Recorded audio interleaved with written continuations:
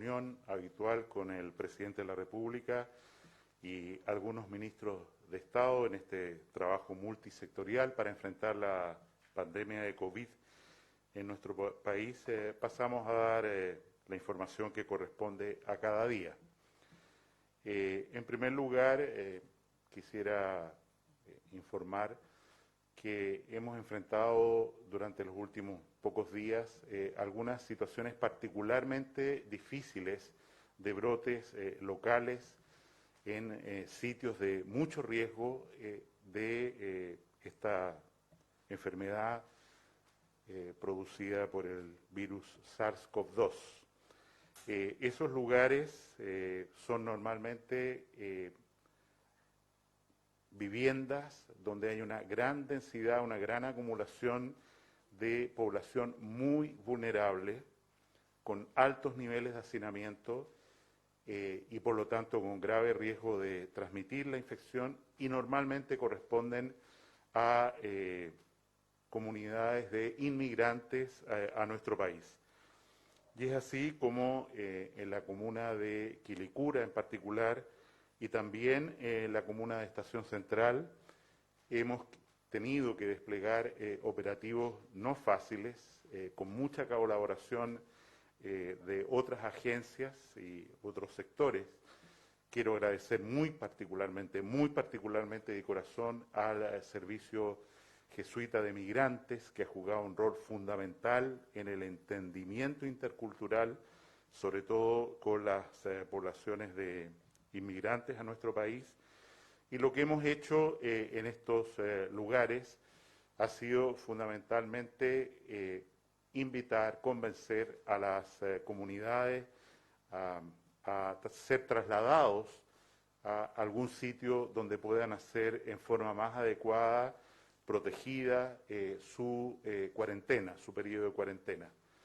No tenemos situaciones de personas graves en estos dos brotes a los que hago alusión en la comuna de Quilicura y la comuna de Estación Central, pero, por ejemplo, ayer se logró convencer a 50 de las personas, de las 250 personas de Quilicura, que se trasladaran a distintos hostales sanitarios, fundamentalmente hoteles, y esperamos que eso siga hoy día para lograr que las 250 personas de esta comunidad puedan hacer su cuarentena en una forma segura, con alimentación, con cuidado y por supuesto con una vigilancia de salud por si alguno de ellos presenta síntomas más serios de enfermedad.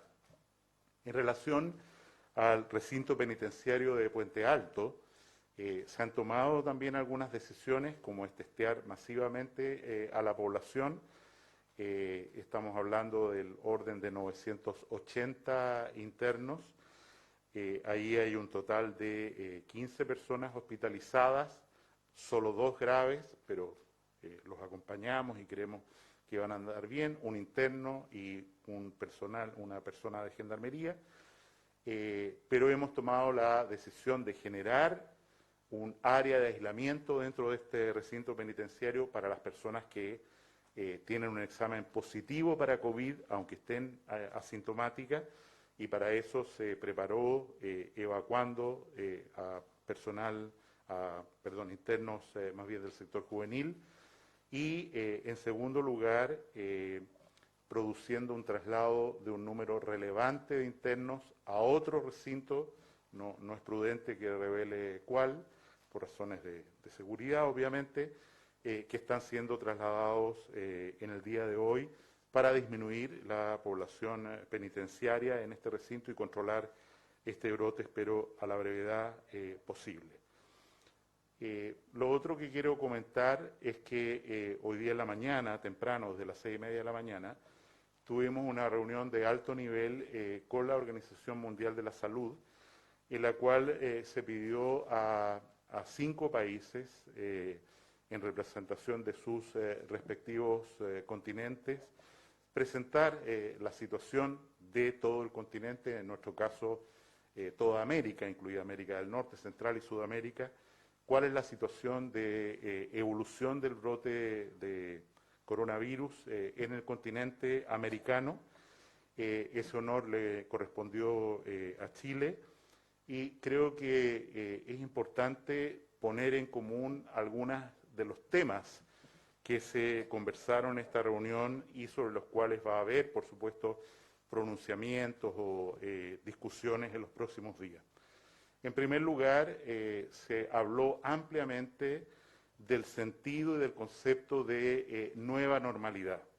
Como se sabe, este concepto fue acuñado por la Organización Mundial de la Salud para tratar de hacer comprensible que la nueva etapa o lo que viene después de este periodo de pic o de alta intensidad es una situación no de vuelta completa a la normalidad que teníamos antes, sino a la mantención de vigilancia epidemiológica, test, diagnóstico, en fin, una serie de acciones para lograr que las olas siguientes de esta epidemia, que pueden durar varios años, sean siempre controladas y lo más suaves y decrecientes posible, como ha sido habitualmente la historia de las epidemias que han afectado a la humanidad, que duran varios años los brotes y van disminuyendo, salvo el caso particular de la gripe española del año 1918, que tuvo un brote muy suave, se produjeron medidas muy duras de aislamiento que dejaron continentes enteros prácticamente sin enfermedad. Después esas medidas se alivianaron y vino una segunda ola muy mortífera y es por eso, ¿no es cierto?, que los países buscan tener la mayor cantidad de inmunizados posible para precisamente lograr esta nueva normalidad con las maneras, los mecanismos que están discutiéndose a nivel de la Organización Mundial de la Salud. La organización también ve que es necesario una nueva economía mundial post-COVID y se habló en esta reunión de que todas las agencias ya financieras, económicas, mundiales están trabajando en esto porque efectivamente la recesión mundial que va a afectar al planeta después o en los meses que vienen está plenamente consciente para todo el mundo en lo que se traduce en hambre, falta de acceso a medicamentos, falta de cuidados médicos y los riesgos que ello implica.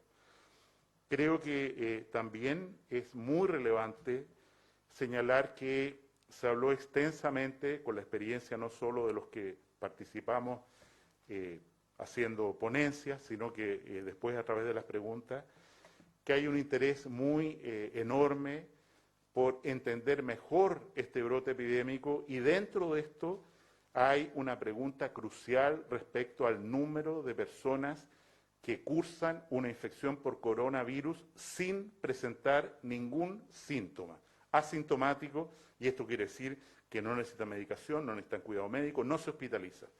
En la estimación de esta reunión de esta mañana se señala que los números están convergiendo alrededor de un 75%. Esto quiere decir que de cada 100 personas que hacen una infección por coronavirus, 75 de ellas no sabe, no tuvo síntomas, no tiene ninguna noticia de que alguna vez cursó esta enfermedad, pero lo que es muy relevante, estas personas quedan inmunes para adquirir esta infección en al menos un tiempo de varios meses. No podemos extenderlo a años porque todavía falta información, pero al menos durante varios meses y puede significar, ¿no es cierto?, según la organización, que las cifras de letalidad, o sea, cuántos fallecen por número infectado, el requerimiento de pensar en nuevas olas en la medida en que mucha gente, más de lo que se cree que es inmunizada, aparece muy relevante. Respecto a lo que nosotros hemos llamado Carnet COVID, que básicamente lo que señala es que las personas que tuvieron un PCR positivo y tuvieron infección han cumplido la cuarentena, como mencioné ayer, de 14 hasta 28 días y que por lo tanto tienen una muy baja probabilidad de enfermar a otros o enfermarse ellos de nuevo, al menos en los próximos 3 meses por ser conservador. Este tema está muy, muy candente en la Organización Mundial de la Salud. A las autoridades allí representadas no les gusta el nombre que han dado algunos países a este carnet COVID, como lo hemos llamado nosotros, que lo han denominado más bien pasaporte de inmunidad. ¿Por qué? Porque estiman que hacer una extrapolación a que la inmunidad es suficiente no les parece adecuado, les parece mucho más adecuado certificar que las personas cumplieron aislamiento, están ya de alta de su enfermedad, asimilando más al concepto de carnet de alta que de otra cosa, y también iba a haber un pronunciamiento hoy día en la tarde de la Organización Mundial de la Salud, también de nuestro comité de expertos, respecto al rol que juegan los exámenes de anticuerpos, porque nosotros sabemos que la persona que tuvo una enfermedad asintomática, hacerle un examen de PCR 14 días después de que estuvo en contacto con alguien, va a ser siempre negativo, probablemente negativo, pero esa persona, si hizo la infección, va a tener anticuerpos en su sangre que dan un testimonio indesmentible de que estuvo en contacto y se enfermó o al menos levantó defensas contra el virus. Los mantendremos al tanto de estos avances.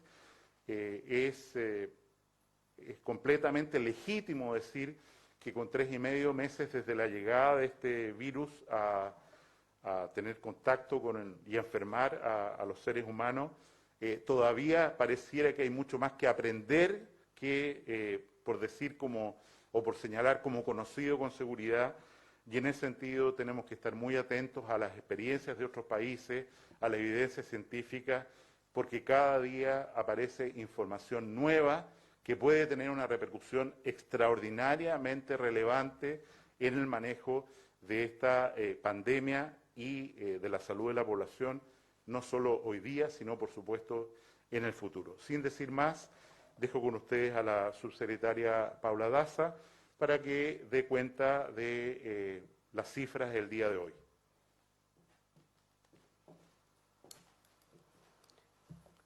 Muy buenos días. Antes de partir con las cifras, quiero recordar que hoy día tenemos comunas dentro de nuestro país que entran en cuarentena a partir del día de hoy, otras comunas que terminan su cuarentena y otras comunas que han mantenido su cuarentena.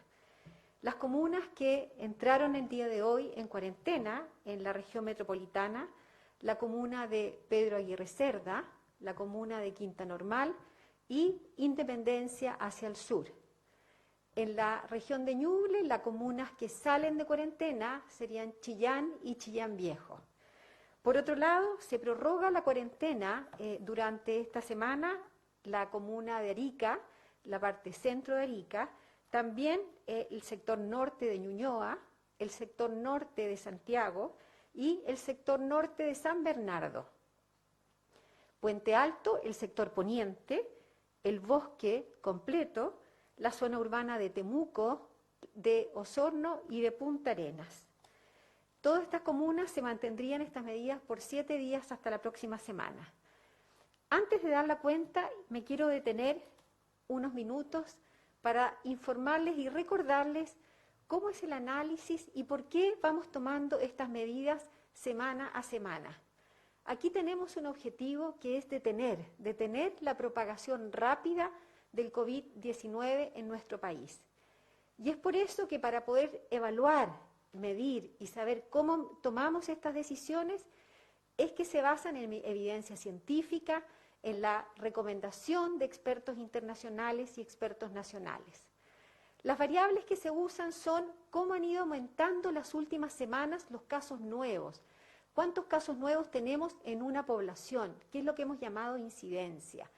¿Qué tan concentrado está este número de casos nuevos? ¿Es en un territorio pequeño? ¿Es en un territorio que está grande? Y la tercera variable, y una de las variables más importantes, es lo que hemos llamado variable sanitaria. ¿Y a qué nos referimos cuando hablamos de una variable sanitaria? ¿Cuántos adultos mayores? ¿Cuántos enfermos crónicos? ¿Cuál es la respuesta sanitaria que podemos darle a esas personas en caso que se enferman? Y otras variables que es tremendamente importante, porque aquí tenemos una amenaza, que es el coronavirus, pero tenemos otras amenazas de salud que vemos el impacto negativo que producen las cuarentenas en la población. Y ahí estamos viendo los efectos en salud mental, estamos viendo la angustia, la ansiedad, estamos viendo los problemas de la toma de medicamentos y también la respuesta de otras enfermedades crónicas como la hipertensión, estamos viendo las enfermedades cardiovasculares, si las personas van o no a sus controles. Y es por eso que cada una de estas medidas, semana a semana, la evaluamos rigurosamente para que las personas que estén y van a estar en cuarentena mantengan este resguardo. Finalmente quiero decir, antes de ir a la cuenta, que aquellas comunas que no están en cuarentena tienen que mantener todas las medidas de aislamiento que son necesarias para disminuir la propagación del virus. Estamos hablando del distanciamiento social, del lavado de manos, estamos hablando del uso de mascarilla y estamos hablando también y sobre todo de cuidar a esos adultos mayores que sabemos que son ellos que en caso de enfermar pueden terminar en forma grave hospitalizados. Con respecto a la cuenta en el día de hoy, quiero informar primero la información a nivel internacional. La situación mundial es que al día de hoy se han registrado más de 2.600.000 personas contagiadas con coronavirus, de los cuales más de 184.643 han fallecido. Del total de personas al día de hoy se han recuperado 721.531 personas. Con respecto a la situación de los países a nivel mundial, el país que tiene más casos confirmados sigue siendo los Estados Unidos, con 842.624 casos. En segundo lugar, España, con 213.000. En tercer lugar, Italia, con 187.000. Y Francia, con 147.000 casos confirmados. ¿Cómo es la situación en nuestra región, en Latinoamérica? La situación en Latinoamérica sigue siendo Brasil, que tiene 46.000 casos confirmados, de los cuales han fallecido 2.934 personas. Después México, con 10.544 y 970 fallecidos. Y Ecuador, con 10.850, con 537 fallecidos. Después tenemos a Perú, Colombia y Argentina. ¿Cuál es la situación de nuestro país? Como todos los días, informamos la situación de Chile a las 21 horas del día de ayer, los casos confirmados hasta las 21 horas del día anterior, durante 24 horas. La situación es la siguiente: se han registrado durante esas 24 horas 516 casos nuevos, lo que nos lleva a un total a la fecha de 11.812. Eso significa que a la fecha 5.804 personas se han recuperado, es decir, del total de casos confirmados se han recuperado un 49% de todos. Eso significa, como lo hemos dicho, que estas personas se encuentran en una etapa donde no son capaces de transmitir y tampoco son capaces de ser contagiados. Finalmente, quiero lamentar al día de ayer, a las 21 horas, el fallecimiento de 8 personas. Se han notificado 7 son de la región metropolitana, 1 de la región de los lagos, lo que nos lleva a un total de 168 personas fallecidas. De ellas, 5 de las personas que fallecieron en el día de ayer recibieron tratamiento proporcional. Quiero dejar al subsecretario de Redes Asistenciales, Arturo Zúñiga, para que continúe con la cuenta.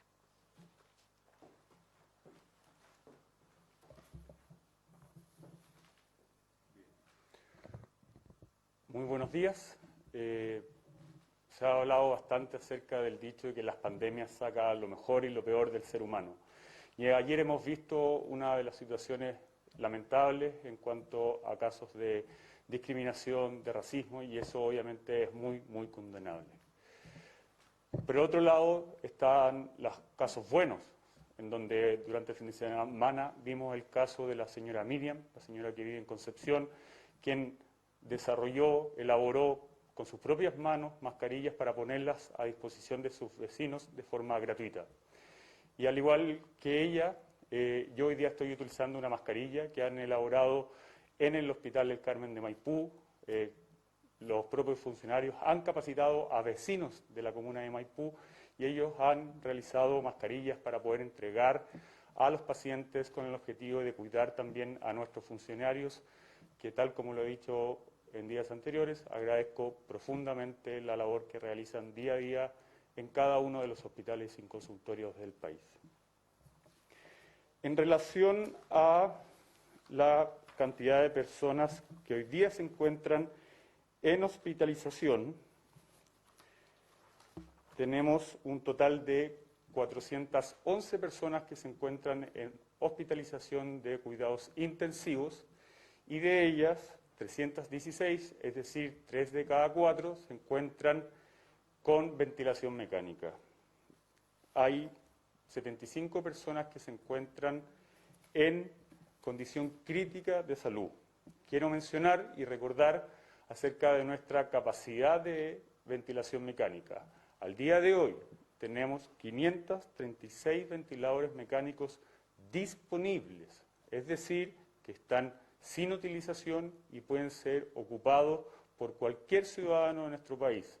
Hay que recordar que desde el Ministerio de Salud nosotros estamos comandando tanto el traslado de pacientes de un recinto a otro, como también el traslado de ventiladores desde un hospital a otro en caso de ser necesario.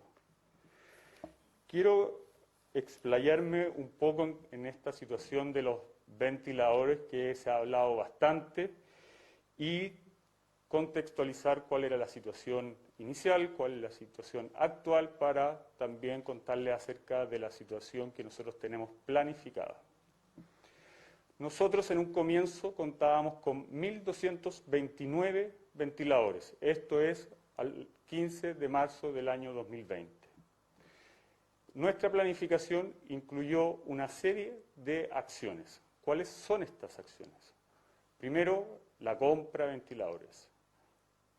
También la disposición de ventiladores pediátricos que se pueden ocupar en adultos, ventiladores que estaban como backup en ciertos hospitales que también se pusieron a disposición y se habilitaron las camas, y también ventiladores que fueron reutilizados, reacondicionados para ser dispuestos para esta pandemia. Al mismo tiempo, hemos establecido también con la Sociedad de Medicina Intensiva del país la posibilidad de poder ocupar más de un paciente con un solo ventilador. Esto se llama ventilación dual y eso también se está implementando. Al día de hoy tenemos, adicional a los 1.229, tenemos 94 nuevos ventiladores que han sido distribuidos en los distintos recintos del país. Tenemos 27 máquinas de anestesia que han sido reconvertidas para poder atender a pacientes en una cama intensivo, representando solo el 5% de la cantidad de máquinas anestesias que nosotros podemos reconvertir. Es decir, tenemos bastante espacio para seguir creciendo en esta reconversión de máquinas de anestesia. Y lo que comentaba recientemente de ventilaciones, de ventiladores pediátricos, de ventiladores que hemos reconvertido y que teníamos como respaldo en otras unidades, también han sido puestos a disposición de las unidades de cuidados intensivos de adultos, y esos suman 260. Son 4 los ventiladores que estamos ocupando de forma dual, totalizando 1.614 ventiladores mecánicos dispuestos, insisto, de los cuales tenemos 536 disponibles. Nuestro plan considera llegar a mediados de junio a 4.263 ventiladores. Se mantienen los 1.229 que inicialmente teníamos, agregamos 1.198 ventiladores que se están comprando, que se están donando por parte de privados, y se van a reconvertir 583 máquinas de anestesia y se van a disponer entre pediátricos, ventiladores que teníamos de respaldo y reacondicionados que habían sido dados de baja al último tiempo por 704. Además, tenemos la posibilidad de que ventiladores de alta gama, es decir, de modernos, de alta eficiencia, que puedan ser utilizados en más de un paciente, y eso agregan en 549 la capacidad de ventiladores mecánicos para todo el país, independiente si es en un prestador privado, como podría también ser en un hospital. Insisto, mediados de junio son un total de 4.263 ventiladores mecánicos que tendremos disponibles para la ciudadanía. En relación a la capacidad de testeo, el día de ayer se realizaron 6.425 exámenes de laboratorio por COVID-19 y hemos mantenido una tasa entre un 7 y un 8% de positividad, es decir, de la totalidad de los exámenes que realizamos, ¿cuántos de estos terminan siendo con coronavirus positivo? Y eso es una muestra de nuestra capacidad de testeo, es decir, de cada 100 personas que nosotros estamos testeando porque cumplen con algunos de los criterios que hemos definido para ser catalogado como casos sospechosos, solo 7 de estas personas terminan dando positivo, lo que da cuenta de que existe una capacidad instalada suficiente para poder seguir detectando cada uno de los casos que cumplen con esta condición de presentar síntomas. Y esta capacidad, nosotros tenemos la capacidad para poder seguir aumentándola. Es nuestra intención seguir aumentando esto al día de hoy, si bien estamos realizando entre 5.000 y 6.000 casos diariamente, nosotros hoy día podríamos realizar hasta 12.000. Y el día de mañana, a la medida que vayamos sumando a los nuevos laboratorios, trabajando 24 horas cada uno de ellos, nosotros vamos a poder llegar a un número de 15.000 exámenes por día, lo que nos sitúa nuevamente como uno de los países que más exámenes realiza por millón de habitantes en nuestra región. Quería terminar ofreciendo la palabra para poder responder sus preguntas. Buenos días. Consultar respecto a las diferentes opiniones desde el mundo gremial, el Colegio de Profesores, quienes están exigiendo que las clases puedan partir a partir del segundo semestre de este año, no en el mes de mayo, como ustedes están pidiendo. ¿Cómo logran ponerse de acuerdo con los diferentes gremios ante estas posibilidades que no están de acuerdo? Y también, ¿qué va a pasar con este trabajo de partir gradualmente los sectores rurales? ¿Se va a realizar o no así? Voy a ceder la palabra para contestar esa pregunta. Muchas gracias.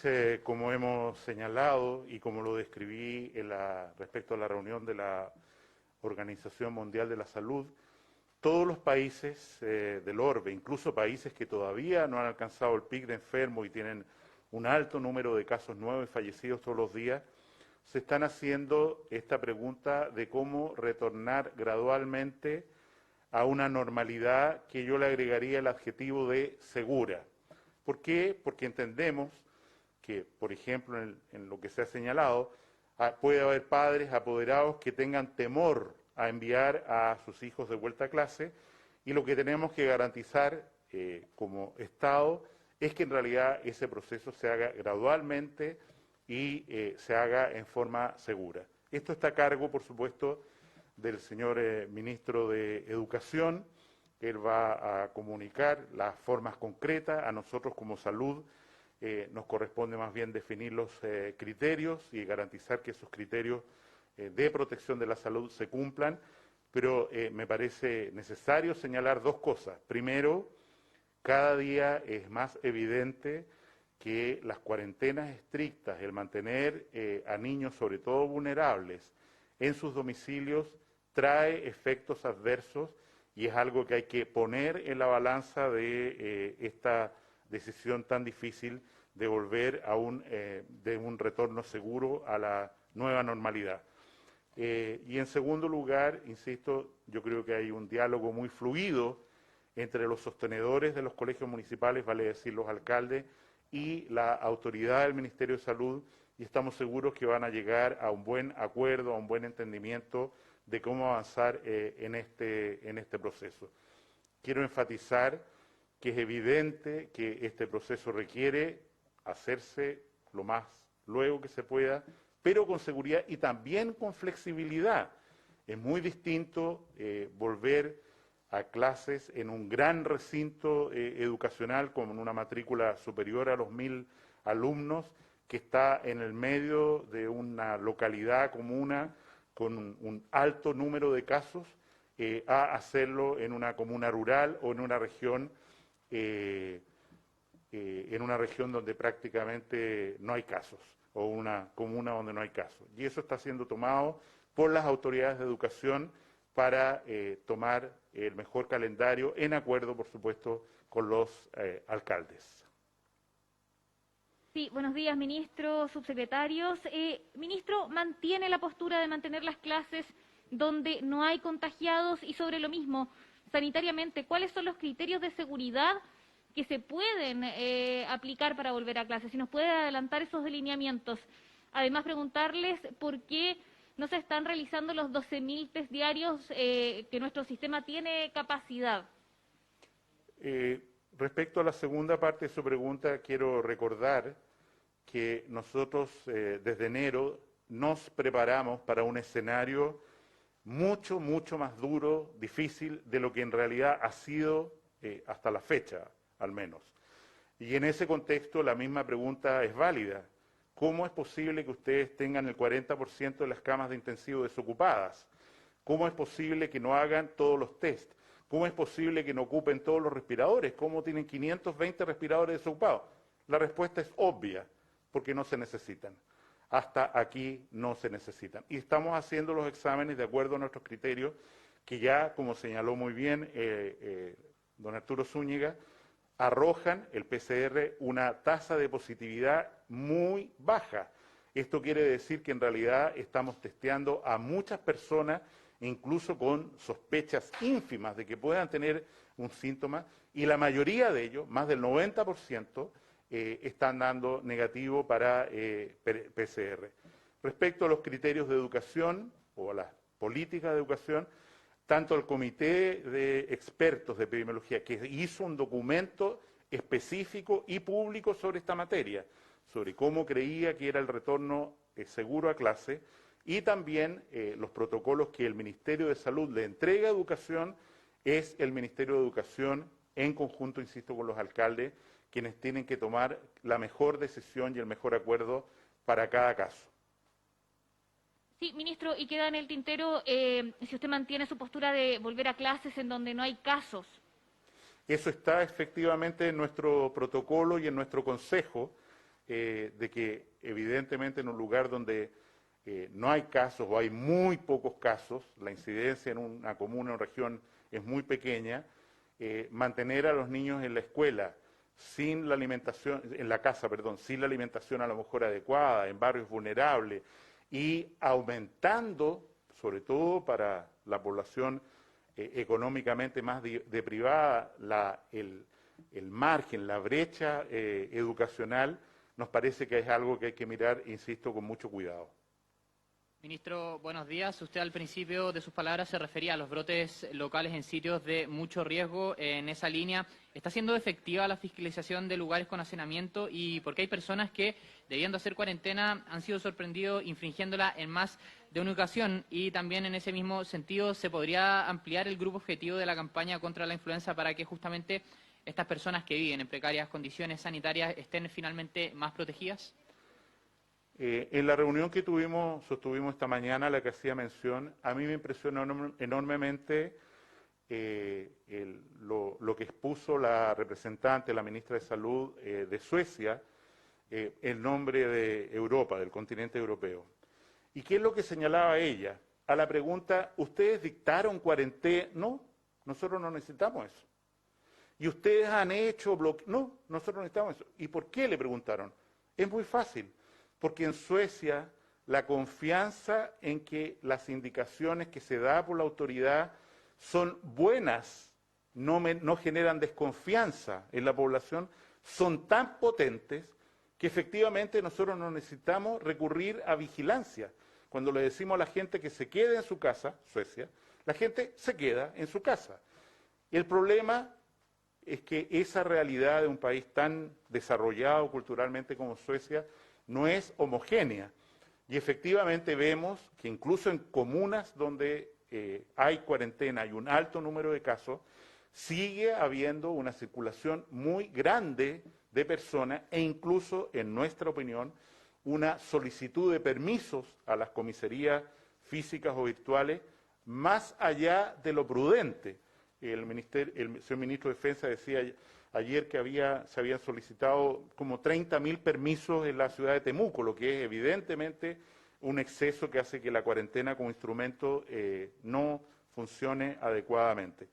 Y es por eso, insistimos, que hay una responsabilidad de cada uno de nosotros en esto, en respetar las indicaciones, respetar la cuarentena y también lo hablamos en la reunión de la mañana, es evidente, habló India también, por ejemplo, hay lugares donde hay población muy vulnerable, en la que decirle, y perdón que hable de un ejemplo real, dramático, que ha sido comunicado por los medios de televisión, donde tenemos que en una pequeña pieza viven, cocinan, ¿no es cierto?, duermen juntos, 4, 5 personas, evidentemente la medida ahí no es generar una cuarentena para que estén todos encerrados, sino trasladar a esas personas a lugares donde puedan hacer una cuarentena realmente protegida, vigilada, con alimentación, con protección del frío, que es lo que se está haciendo en cada uno de estos lugares, ya a través de la Seremi, y agradecemos enormemente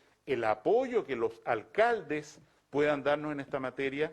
Estamos vigilando cada uno de los lugares, que son miles a lo largo del territorio nacional, y por eso solicitamos respetuosamente la ayuda de los municipios para poder identificar mejor situaciones de alta vulnerabilidad, para poder actuar en la misma manera que lo hemos hecho para las comunas que he mencionado de Quilicura y Estación Central.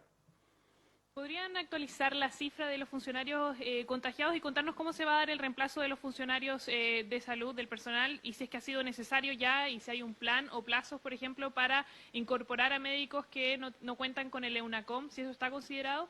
Y adicionalmente, ministro, quería saber si mantiene el respaldo como autoridad sanitaria para la reapertura de los centros comerciales, considerando que hoy también debiera haber noticia en esa materia. Respecto a funcionarios de salud contagiados, y que están en periodo, por lo tanto, de cuarentena, tenemos alrededor de 720 personas contagiadas en cuarentena, muy pocos de ellos afortunadamente hospitalizados. Mantenemos una funcionaria de atención primaria en una situación bastante delicada y grave. Afortunadamente también hay personas, trabajadores de la salud, que con mucha responsabilidad han terminado su cuarentena y están volviendo a sus trabajos. Desde el punto de vista de la demanda por servicios de hospitalización o de atención, y ya se refirió colateralmente a ello la subsecretaria Daza, nosotros estamos enfrentando una situación sin precedentes, y es que la demanda por servicios de salud que no tienen que ver con COVID prácticamente se ha derrumbado. Esto quiero decir, la gente no está yendo a los servicios de urgencia, no está yendo a sus controles de niños sanos, no está yendo a sus controles de atención prenatal, y en la paradoja que nos ocurre es que teniendo una pandemia por delante que ha requerido todavía un trabajo relativamente discreto en términos de hospitales, el trabajo habitual de demanda de salud por otras atenciones, y esto hay que mirarlo como un efecto adverso, porque es evidente que todas estas personas que no se están controlando adecuadamente su diabetes, su hipertensión, su depresión, para qué hablar de su embarazo, son una dificultad, por no hablar de una bomba de tiempo, que estamos acumulando para complicaciones y demandas futuras de los próximos meses, cuando estas personas digamos, vuelvan a una situación más normal. Quiero recordar que la plataforma Yo Sirvo a Mi País se va a lanzar mañana, donde todas las personas, y algunas como las que usted menciona, profesionales extranjeros, en fin, pueden enrolarse y entrar a participar en el manejo de esta pandemia. Insisto, se va a lanzar mañana para voluntarios, y ojalá tengamos una alta adhesión, porque, vuelvo a reiterar, lo que viene hacia los próximos meses no es fácil ni para Chile, ni para el sector sanitario, y por eso necesitamos la máxima ayuda posible. Ministro, buen día. Se han visto largas filas en servicios como Chile Atiende, por ejemplo. En ese sentido, ¿cómo se puede hacer funcionar nuevamente el Estado? Ustedes han tenido reuniones con representantes de los funcionarios públicos, pero de manera segura, tanto para los funcionarios como para las personas, para evitar también estas aglomeraciones y en ese sentido también consultarles sobre este proyecto para extender el postnatal, si también es necesario para aquellos casos de mujeres que se encuentran con postnatal extender este plazo, y para el subsecretario Zúñiga si se puede extender en el uso de estos ventiladores para más de una persona, si sería solo en casos COVID o también para pacientes con otro tipo de tratamientos.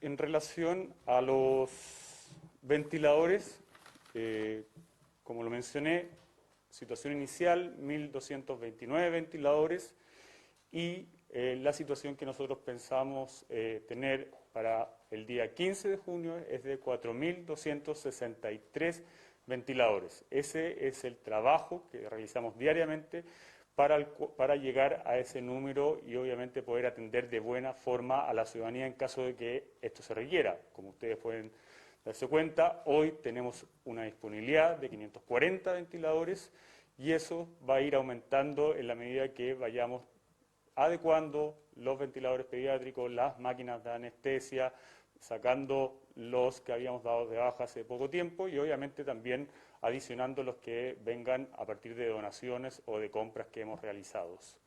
En relación a la ventilación dual, esta modalidad obviamente se ocupa en casos cuando ya se han agotado las otras instancias y obviamente eso requiere también de ciertas condiciones, como por ejemplo que los pacientes tengan la misma necesidad de oxígeno, ¿ya? Por lo tanto, esa indicación médica debe estar muy bien definida y es por eso que este planteamiento se ha hecho a través del Comité Clínico Asistencial que hemos constituido en paralelo al Comité de Epidemiología, y este Comité Clínico Asistencial obviamente ha estudiado y ha validado el uso siempre y cuando obviamente se mantengan las condiciones de haber utilizado las medidas anteriores que recién mencionado.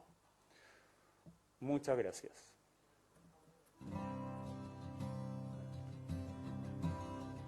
Transmitió el Gobierno de Chile. Agradecemos a los canales de televisión y radioemisoras que integraron esta red voluntaria.